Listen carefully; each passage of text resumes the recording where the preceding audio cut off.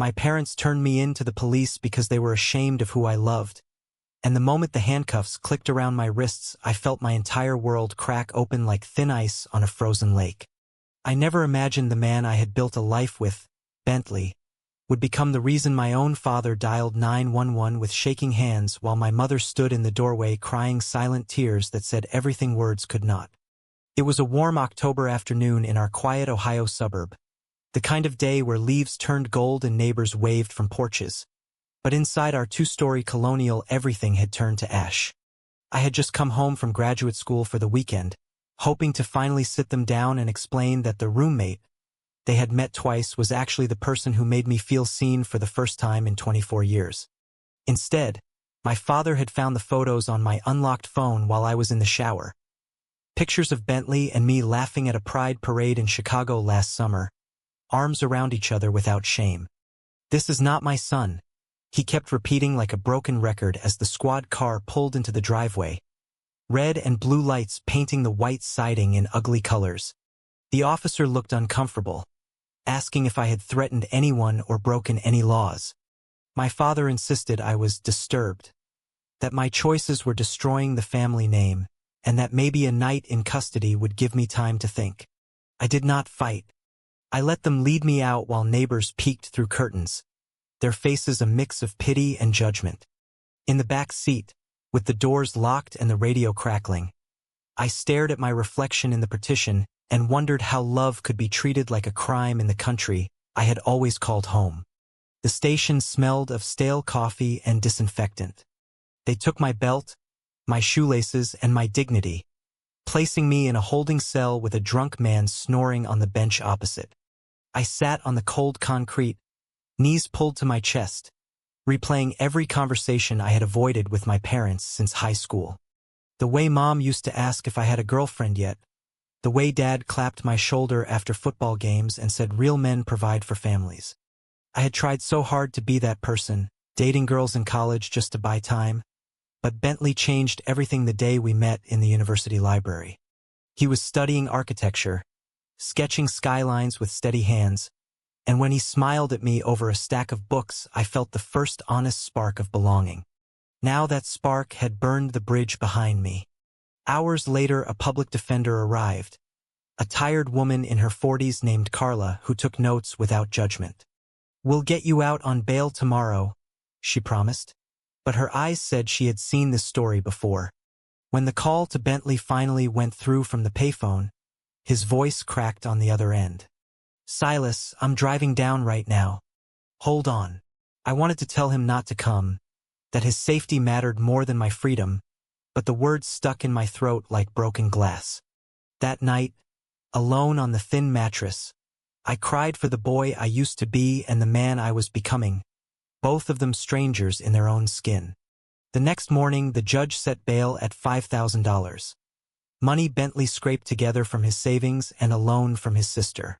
As I stepped out into the sunlight, blinking against the brightness, I saw my parents waiting in the parking lot. Not to apologize, but to warn me that if I came home again, they would have no choice but to protect their reputation. My mother's hands trembled as she handed me a duffel bag with a few clothes and my childhood Bible. "We still love you," she whispered, but the words felt hollow, like echoes in an empty church. I walked away without looking back, Bentley's truck idling at the curb, and in that moment I understood that family could be both anchor and chain. The drive to his apartment in Columbus felt like crossing into another country. Bentley kept one hand on the wheel and the other reaching for mine, his thumb tracing circles on my palm as if to remind me I was real. "We'll figure this out," he said quietly, city lights beginning to glow on the horizon. But I could not shake the image of my father's face twisted in disgust, or the way the officer had avoided my eyes when he read me my rights. That shame had burrowed deep, and I wondered if I would ever feel clean again. By the time we reached Bentley's small one-bedroom, exhaustion pulled me under. I fell asleep on the couch with his jacket draped over me like a shield, the scent of his cologne the only thing keeping the nightmares at bay. In the quiet hours before dawn, I woke to find him sitting beside me, watching me with those steady brown eyes that had always seen the best in me. "You're not alone anymore," he murmured. And for the first time since the arrest I believed it might be true. Yet even as hope flickered, the weight of what lay ahead pressed down. The court date, the public hearing, the possibility that my parents would testify against their own son. I had no idea then that the real trial would not be about me at all, but about the secrets they had buried long before I was born. The weeks that followed my release blurred into a fog of legal paperwork and sleepless nights where Bentley held me while I shook with the aftershocks of betrayal. Carla, my defender, warned that the charge of disorderly conduct was shaky at best, but my father's statement painted me as unstable and possibly dangerous to myself. "They're scared," she said over coffee in her cluttered office. "And scared people do stupid things." I wanted to laugh at how mild that sounded. Scared did not cover the way my mother had deleted every family photo with me in it from her Facebook the same night I was arrested. Bentley became my lifeline, waking early to make me breakfast before his architecture shifts and staying up late helping me draft my own statement. His patience never cracked, even when I pushed him away in anger at the world. One evening after a particularly rough therapy session, I snapped at him over nothing, accusing him of pitying me.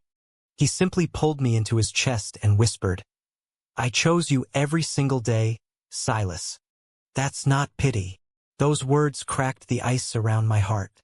We drove back to the small town where we had first met during undergrad, visiting the library steps where our story began. Sitting there under the same oak tree, Bentley told me about his own coming out at 17, how his single mother had cried happy tears and baked him a rainbow cake. The contrast stung, but it also gave me courage. Back in Columbus, I started volunteering at the local LGBTQ center, listening to teenagers who reminded me so much of the scared kid I had been. One boy named Marcus shared how his parents had kicked him out. I drove him to a youth shelter and stayed until he was settled, helping others slowly stitched pieces of me back together. Meanwhile, the court date loomed like a storm cloud. My parents hired a private attorney who filed motions claiming I needed psychiatric evaluation. The thought of strangers dissecting my love made my stomach turn. Bentley and I spent quiet evenings on the balcony watching the city lights, talking about the future we still dared to dream. Maybe moving to Chicago, adopting a dog, building a life without apologies. But doubt crept in during the lonely hours.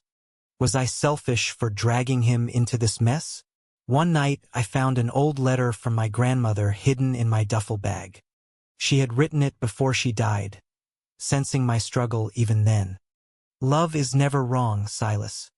Be brave enough to live it." I read it aloud to Bentley, and we both cried under the stars. The friendship I formed with Carla's paralegal, a quiet man named Theo who had lost his brother to conversion therapy, gave me another anchor. Theo shared stories of courtroom victories that sounded impossible until I saw the fire in his eyes. "Your parents think they're protecting you," he said one afternoon over sandwiches. "But real protection looks like acceptance." His words stayed with me as I prepared my testimony. The night before the preliminary hearing, Bentley surprised me with tickets to a quiet jazz club downtown. We danced slowly in the dim light, his forehead against mine, and for 3 minutes the world narrowed to just us. No police, no shame, no tomorrow. When we got home, I finally said the words I had been holding back. "I love you more than I fear them." He kissed me softly, the kind of kiss that promised tomorrow would come no matter what. But as we fell asleep, I could not shake the dread that my parents would walk into that courtroom armed with years of disappointment and call it love. The next morning I stood in front of the mirror adjusting my tie, the same one Bentley had bought me for my thesis defense. "You've got this," he said from the doorway, and I believed him enough to walk out the door. The courthouse smelled of polished wood and nervous sweat.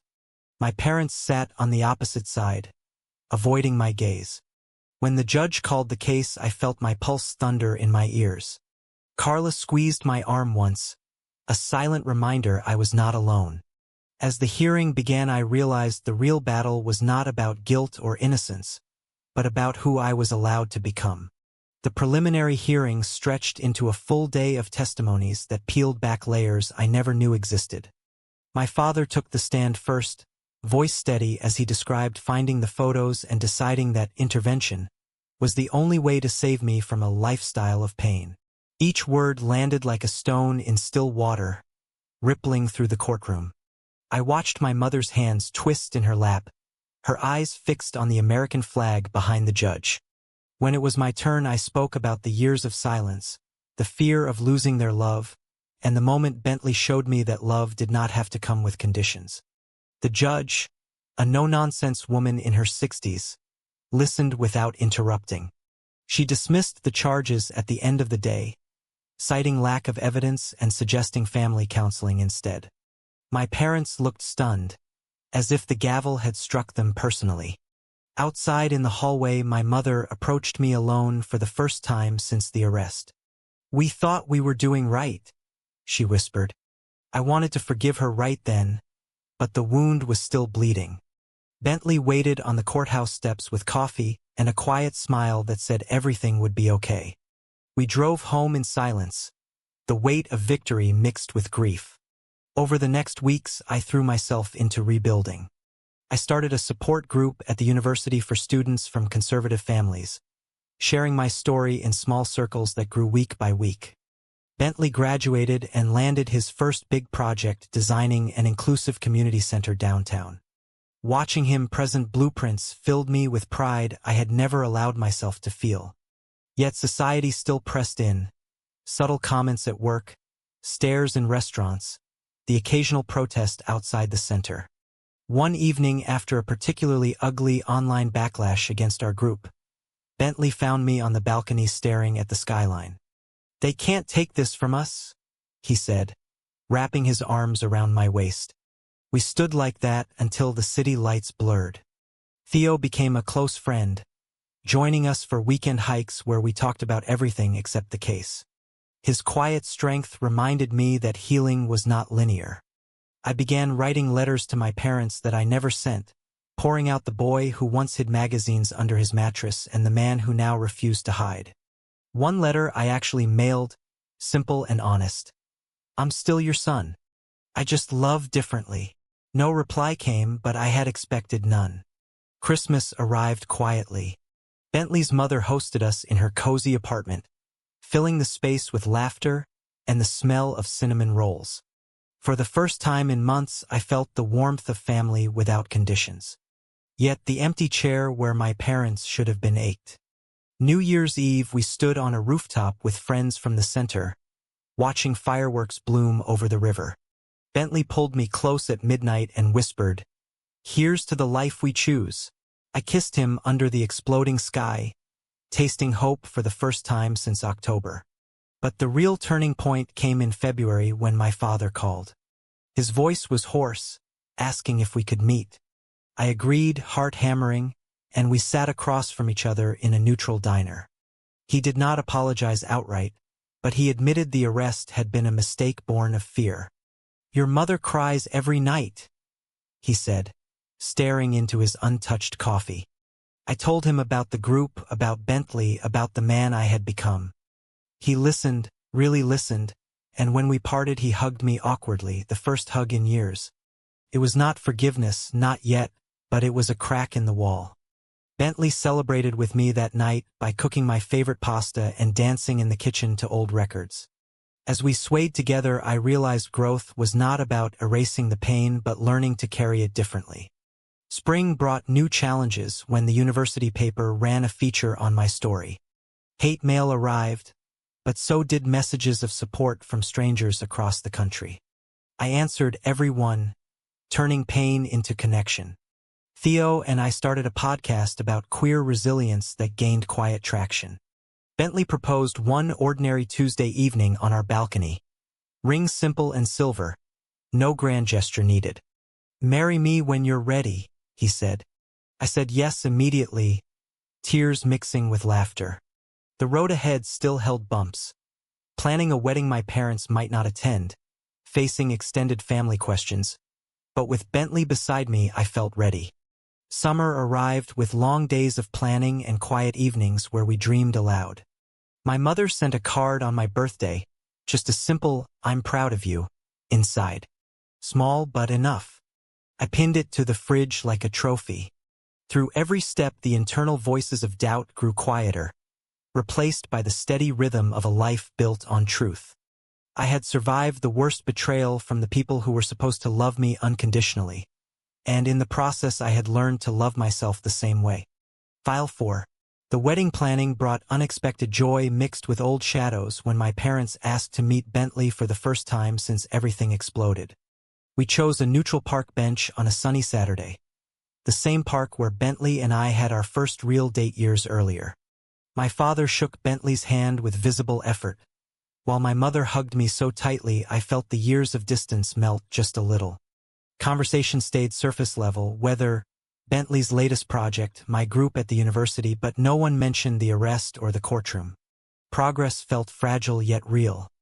As summer deepened, we finalized details for a small ceremony in Chicago where Bentley's mother lived. I invited my parents anyway, leaving the door open without pressure. They said they would think about it. Meanwhile, the support group grew into a full nonprofit, and I quit my part-time job to run it full-time. The work filled me with purpose I had never known, helping young men like Marcus find housing, therapy, and chosen family. Bentley's architecture firm gave him time off to help design the new center, turning our shared pain into something tangible. One afternoon, while sketching floor plans together, he looked up and said, "You saved me too, you know?" I had never considered that my journey had strengthened him, but the truth in his eyes humbled me. The night before the wedding, I stayed at Theo's apartment for tradition's sake. We talked until dawn about the boy I used to be and the man I had fought to become. Theo gifted me a framed quote from his brother. "Courage is the quiet voice that says, I will try again tomorrow." I carried it with me the next day as I stood under a simple arch of wildflowers overlooking Lake Michigan. Bentley walked down the aisle first, handsome in a navy suit, eyes locked on mine. When my turn came, I saw my parents sitting in the second row. My mother dabbing her eyes, my father sitting straighter than usual. Their presence was the greatest gift. Vows came easily because they were already written in every shared sunrise and midnight conversation. "I choose you," I told Bentley, "not despite the storms but because we weathered them together." He slipped the ring on my finger and the world narrowed to his smile. The reception was small and loud with laughter. My father even danced with Bentley's mother, awkward but trying. Later, on the balcony of our hotel room, Bentley and I watched the city lights sparkle across the water. "We made it," he whispered against my hair. I thought about the holding cell, the shame, the long road, and realized the trial had not been the end but the beginning of everything real. Fall brought new routines. Married life, the nonprofit expanding, weekend visits with my parents that slowly filled with genuine conversation. My father started reading books on LGBTQ history I recommended, small steps that meant the world. My mother joined a support group for parents of queer children and began sharing her own journey of unlearning. The internal peace I had chased for so long finally settled in my chest like a bird finding its nest. Yet life kept teaching that growth never stops.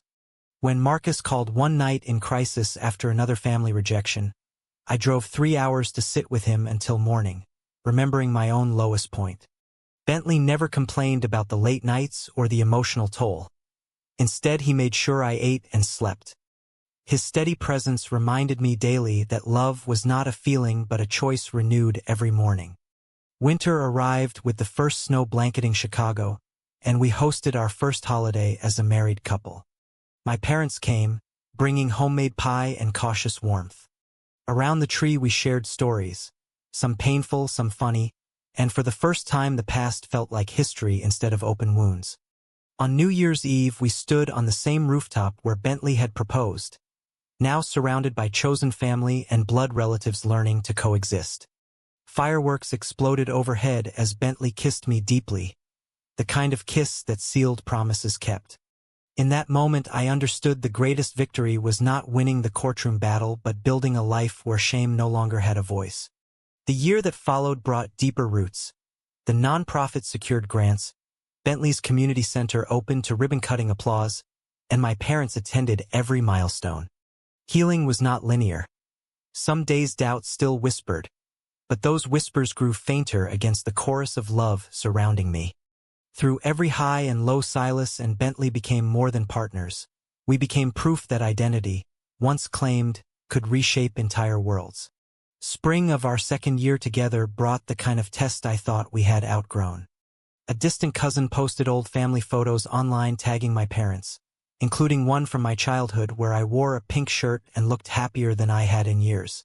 The comments flooded in, some supportive, many vicious, dragging the past back into the light. My mother called in tears, asking if we could talk as a family. We met at their Ohio home, the same house where the arrest happened, now filled with different energy. My father admitted he had been wrong to involve the police, that fear had blinded him to the sun standing right in front of him. We sat at the kitchen table where I once hid report cards and dreams, and for hours we unpacked years of silence. My mother shared how her own brother had been shunned decades earlier for the same reason, a secret they had buried to protect the family image. The revelation stunned me. The trial that once felt like punishment now seemed like the key that unlocked their own chains. Bentley held my hand under the table, steady as always. We left that night with promises of monthly visits and no more secrets. Back in Chicago, the nonprofit hosted its first Pride Festival, drawing hundreds who needed exactly what I once needed, space to breathe. I stood on stage introducing Bentley as my husband, voice strong without tremor. The applause washed over me like healing rain. That summer we took our first real vacation, driving across the country to national parks where we hiked trails and talked about adopting a child someday. Under starlit skies, Bentley reminded me that every scar had led us here. Fall brought quiet routines and deeper love. I started teaching a university class on identity and resilience, using my story as one example among many. Students stayed after class sharing pieces of themselves, and I realized the boy who once felt broken had become someone who could help others stand tall. My parents attended my first lecture, sitting in the back row with proud, teary eyes. The drive home afterward felt like crossing the final bridge. Christmas that year was loud and full, both families blending traditions, laughter echoing where silence once lived. On New Year's Day, Bentley and I renewed our vows in a small private ceremony at the community center he designed, surrounded by the people who had walked every step with us. As I looked into his eyes, I saw the entire journey reflected. Arrest, courtroom, healing, growth. The man I had become was not despite the pain but because of it. Winter turned to spring again, and with each season the internal voice of shame grew silent. I had learned that family could be chosen and blood could learn. The choices I made, to speak truth, to love openly, to forgive slowly, had reshaped not only my life but the lives touching mine. Bentley and I sat on our balcony one warm evening watching the city pulse below, hands intertwined, and I knew the story was far from over. Life would keep offering new chapters, new conflicts, new chances to choose courage. But now I faced them whole, loved, and free. Years slipped by like pages in a well-loved book, each chapter richer than the last. The nonprofit I founded had grown into a statewide network offering safe housing, legal aid, and mentorship to hundreds of young men navigating the same waters I once did. Bentley's architectural firm specialized in inclusive spaces, and together we designed shelters that felt like homes instead of hiding places. My parents became active volunteers, my father speaking at events about unlearning prejudice and my mother organizing parent support circles. The transformation still amazed me on quiet mornings when I watched them laugh with Bentley over coffee. Marcus, the boy I once helped, now ran the youth program and called me regularly with updates that filled me with pride. Theo remained our closest friend, godfather to the daughter we adopted when she was 3. A bright-eyed girl named Lila who asked endless questions about how two dads could love each other so much. We answered honestly, planting seeds of acceptance early. Family gatherings blended traditions seamlessly, laughter replacing the tension that once choked the air. One crisp autumn afternoon, we returned to the Ohio house for my parents' anniversary.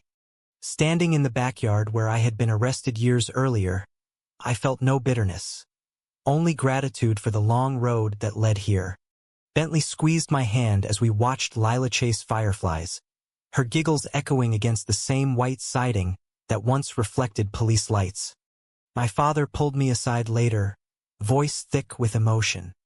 "I was so wrong, son. Thank you for giving us another chance." The words healed something deep I had not realized still ached. That night Bentley and I lay awake in my childhood bedroom, now repainted in soft blues, talking about the boy who once hid and the man who now stood unashamed. Life had taught us both that love required courage every single day, but the reward was a peace no courtroom could ever grant. Seasons continued their gentle rhythm. Lila starting school, the nonprofit expanding to 3 states, Bentley and I celebrating 10 years married with a quiet trip back to the lake where we said our vows. On the final evening of that trip, we stood on the same shore watching the sun paint the water gold. Bentley turned to me, older now with silver threading his temples, and said simply, "I would do it all again." I kissed him then, the kind of kiss that carried every memory and every hope. Driving home with Lila asleep in the back seat, I realized the journey that began with handcuffs had led to a life fuller than any I could have imagined. The internal conflicts, the societal pressures, the family fractures, all of it had forged something unbreakable. We had chosen each other through every storm, and in that choice we had found not just survival but joy. As the city lights welcomed us back, I understood that growth was not a destination but a continuous unfolding, each day offering new chances to love more honestly. Our story was not unique, yet it was ours, and in sharing it we had changed the world in small but lasting ways. Looking at the man beside me and the child we were raising, I felt the deepest truth settle in my bones. Love, when chosen freely, could rewrite even the darkest chapters. True or false? Family shame can ever truly justify turning your child away when they choose to love openly?